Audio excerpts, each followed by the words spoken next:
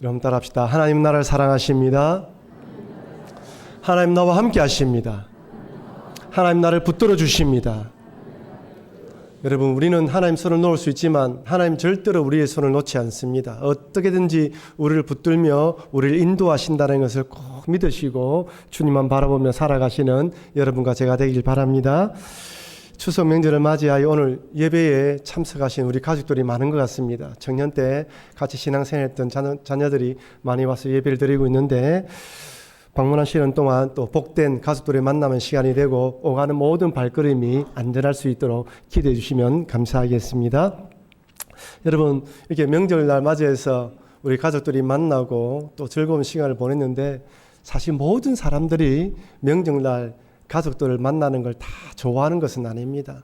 뭔가 전할 소식, 좋은 소식, 복된 소식이 있는 자녀들은 부모를 만나는 걸 좋아하지만, 취업 연수생이라든지 뭔가 좀 부족하다고 생각되는 자녀들은 뭔가 친척들이나 부모님 만나 뵙기가 부끄러운, 미안한 마음이 있는 것이죠.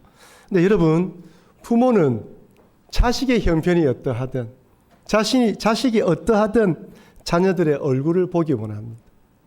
세상적으로 성공하든 실패하든 상관없이 부모는 늘 자식을 그리워합니다.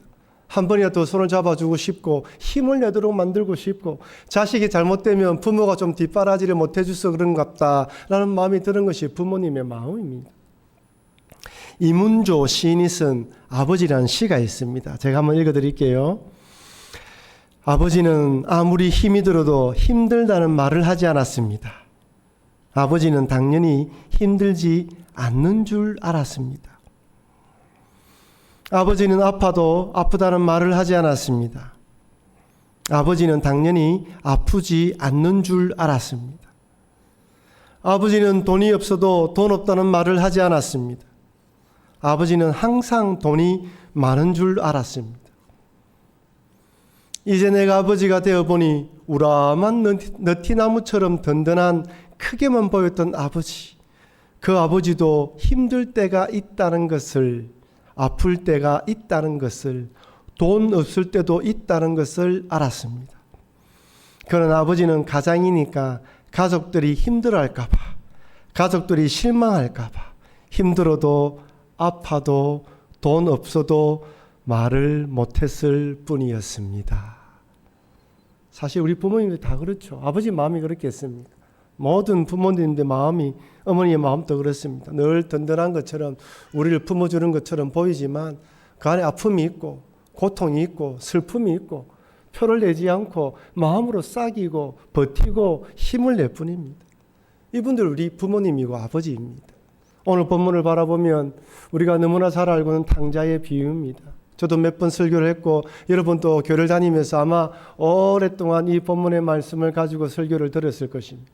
하지만 아무리 들어도 은혜가 되고 힘이 되는 말씀, 우리 아버지는 늘 우리를 반겨주시고 품어주신다는 이 말씀은 우리 삶에 큰 힘이 되고 버팀목이 되는 것입니다. 여러분, 살아가다 보면 인생의 절망의 시간이 찾아옵니다. 과연 내가 이 땅을 살아갈 수 있을까? 모든 것들을 포기하고 싶은 절망의 순간이 찾아옵니다. 그때도 우리 아버지는 우리를 안아주시고 품어주신다는 걸 잊지 마시고 믿음으로 주님을 바라보시는 여러분과 제가 되기를 주의 이름으로 축원합니다. 여러분, 우리가 알다시피 아버지에게 이 둘째 아들은 유산을 요구합니다. 살아계신 아버지에게 유산을 요구한다는 것은 불효자이죠. 아버지 빨리 돌아가시라는 말입니다. 이런 말을 꺼낼 수가 없어요. 여러분, 정말 이 돈이 지 돈입니까? 아버지 돈이에요. 무슨 낯으로 돈을 달라 한단 말입니까? 오늘 본문의 말씀에 보면 이 아들은 아버지의 유산을 요구하고 난 뒤에 먼 나라로 떠납니다. 누가복음 15장 13절 같이 읽어보겠습니다.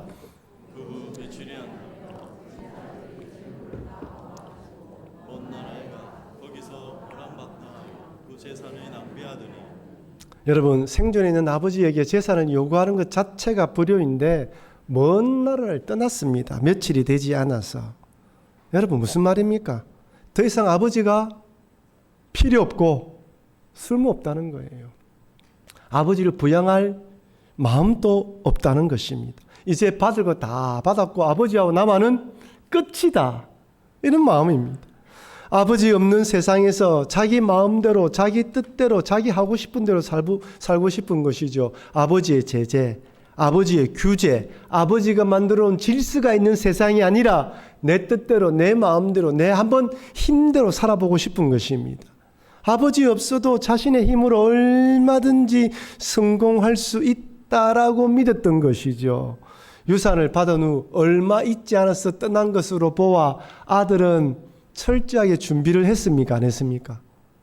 철저하게 준비를 했어요. 어느 나라로 갈 건지 무엇을 할 건지 나름대로 철저하게 계획을 세웠습니다. 무턱대고 떠난 것이 아닙니다. 거기에 가면 아버지의 유산만 있으면 뭔가 대단하게 성공할 것이라는 마음을 믿었어요. 마음이 있었어요. 그렇다면 여러분, 탕자가 떠난 먼 나라는 어떤 나라일까요? 한 세 가지로 정리해 볼 수 있습니다. 첫째는 재미와 쾌락을 추구하는 나라입니다.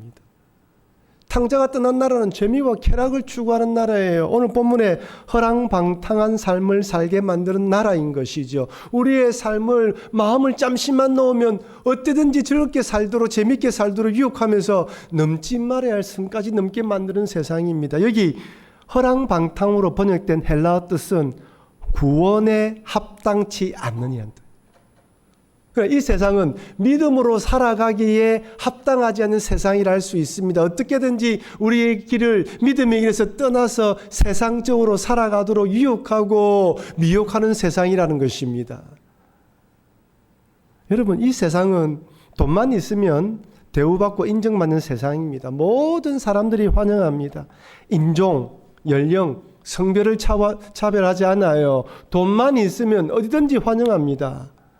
하지만 돈이 떨어지는 순간 천대받고 쫓겨나며 인간 대접받지 못하는 잔인한 세상이라고도 할 수 있습니다. 그래서 많은 사람들이 돈을 바라보고 살아가는 것 같습니다. 목숨을 거는 것이죠. 여기에 끝나면 다 끝난다고 생각하는 것입니다. 어쨌든 쾌락과 즐거움만을 추구하는 세상입니다. 둘째는 또 세상이, 이 먼 나라는 어떤 나라입니까? 재난이 언제든지 찾아올 수 있는 나라입니다. 15장 14절 말씀 우리 같이 한번 읽어보겠습니다. 다 없앤 후 그 나라에 크게 흉년이 들어 그가 비로소 분필한지라. 다 없었다는 말은 무슨 말입니까? 아버지 재산을 다 허비해버렸어요. 얼마나 받았는지 모르지만, 얼마나 빨리 허비했는지 모르지만은 그냥 그렇게 써버렸습니다. 근데 흉년이 들었어요. 엎친 데 덮친 격이죠.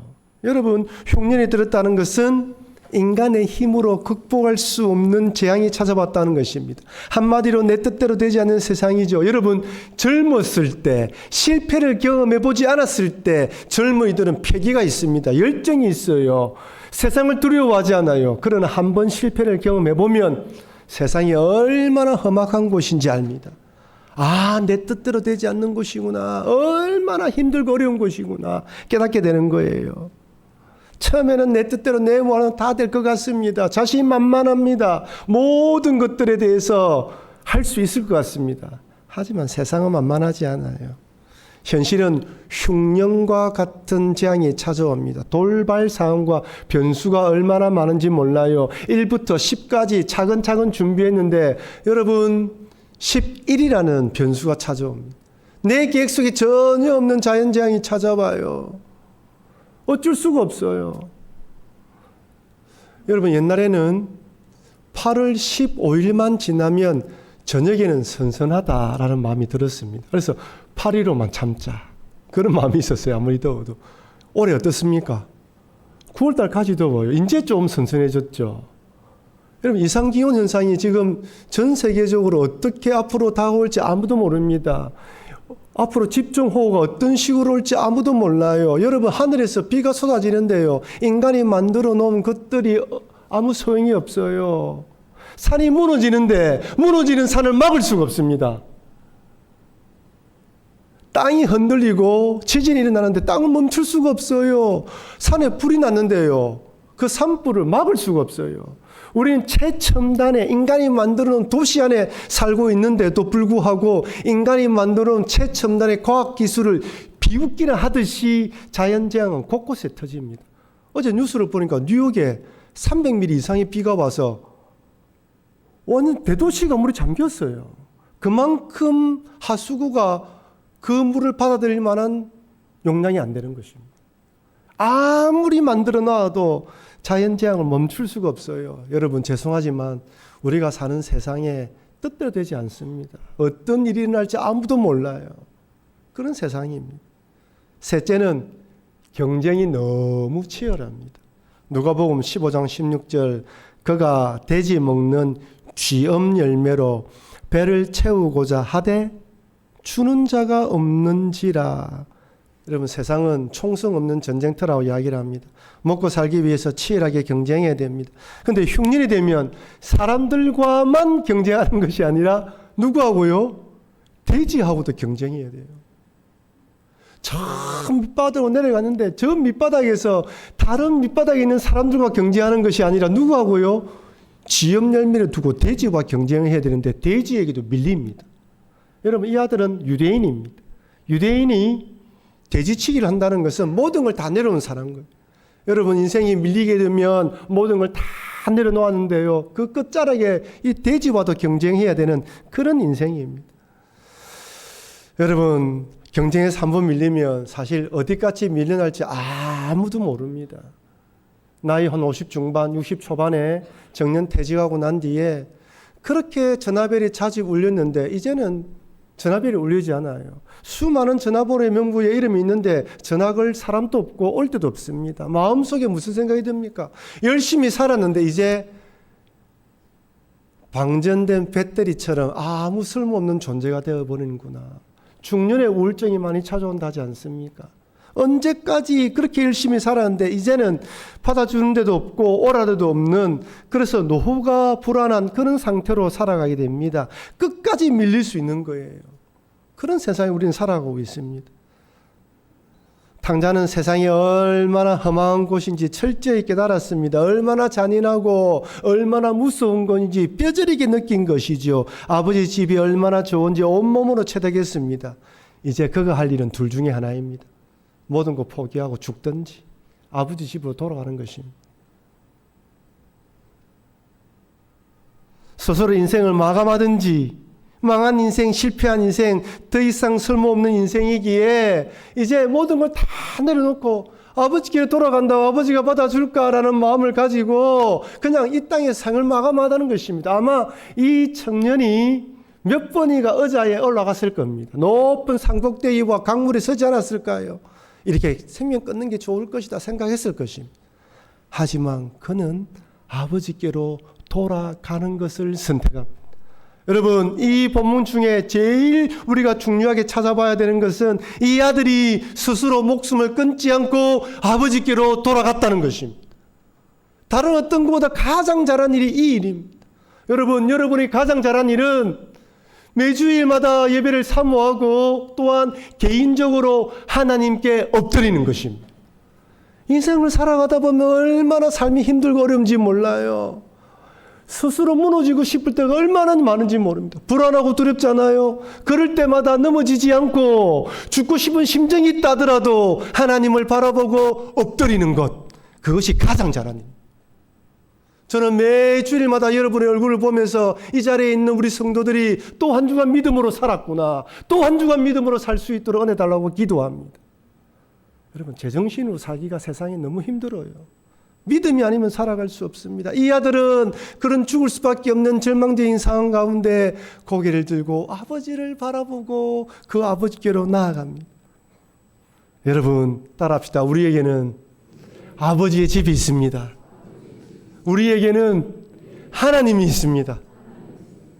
아무리 밑바닥에 떨어졌다 하더라도, 세상에서 버림받고 알아주지 않는다 할지라도 하나님 아버지는 우리를 기다립니다.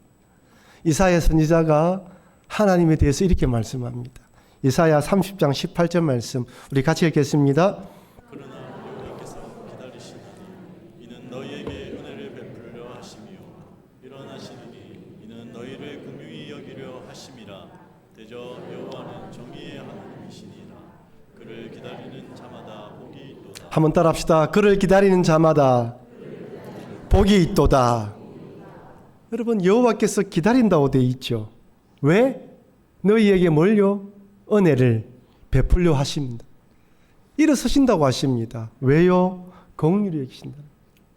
하나님은 우리에게 은혜를 베풀어 주기 원하고 긍휼히 여기셔요. 하나님 우리를 불쌍히 여깁니다. 이 험한 세상 살아가는데 얼마나 힘드냐. 나의 자녀들아 내 품에 안기라고 말씀하시는 분이에요. 예수님은 마태복음에서 또 이렇게 말씀합니다. 마태복음 11장 28절 30절 말씀 같이 읽도록 하겠습니다. 수고하고 짐진 자들아 다 내게로 오라.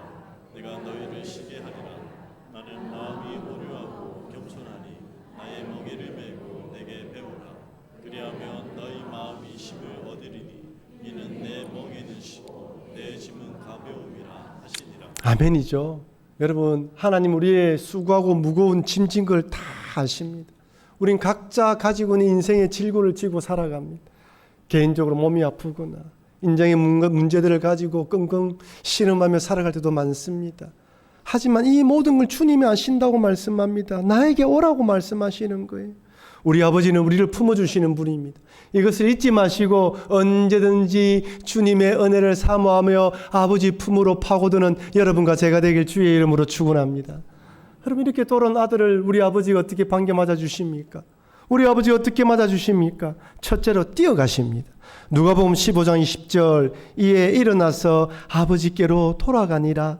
아직도 거리가 먼데 아버지가 그를 보고 측은히 여겨 달려가 목을 안고 입을 맞추니 아직도 거리가 멀다는 거예요. 무슨 말입니까? 아버지는 늘 기다리고 있었습니다. 먼저 동네를 바라보며 아들이 오기를 바라만 보고 있었던 것이죠. 얼마나 기다렸을까요? 근데 지금 아들은 돌아오는 아들은 떠날 때의 아들의 몰골이 아닙니다. 거지 몰골에다가 제대로 식지 못하고 덥수런 수염, 떡진 머리, 찢어진 옷 완전 거지입니다. 온몸에 냄새 납니다. 자칫 잘못하면 내 아들인가 보지 못할 만큼 상한 아들입니다. 근데 아버지 단번에 찾아봤어요. 여러분 우리가 살아가다가 아무리 힘들고 어려워서 찢어진 마음, 상한 마음이라도 하나님은 우리를 단번에 알아보십니다. 여러분이 어떤 마음으로 왔는지 간에 어떤 형태로 왔든지 간에 우리 주님은 여러분을 단번에 알아보시고 반겨주십니다.